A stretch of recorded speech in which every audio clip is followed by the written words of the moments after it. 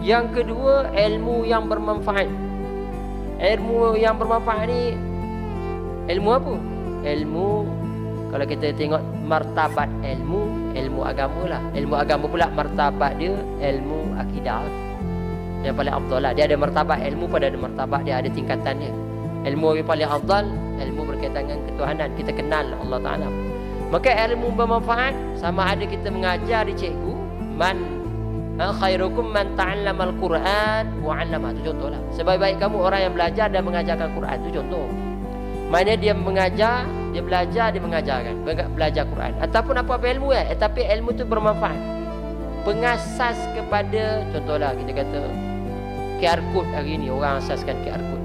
Sebelum ni kita nak bayar semua guna duit. Sekarang ni guna duit ke? Tapi mekanisme tu, metod penggunaan tu memudahkan orang, contoh. Kan? Apa lagi? Kita mudahkan ilmu apa? Mungkin ilmu, contoh Al-Khawarizmi. Al-Khawarizmi pengasal kepada algebra, contoh kan. Yang mana algoritma hari ni dalam teknologi AI, artificial intelligence ataupun kecerdasan buatan. Artificial intelligence ni mesin lah, kecerdasan mesin. Dia menggunakan algoritma. Maknanya algoritma diasaskan oleh algebra, maksudnya daripada Al-Khawarizmi.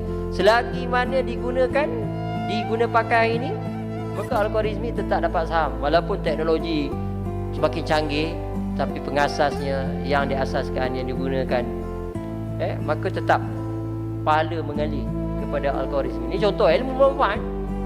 Digunakan manfaat tadi. Lagi-lagilah ilmu agama, tuan-tuan.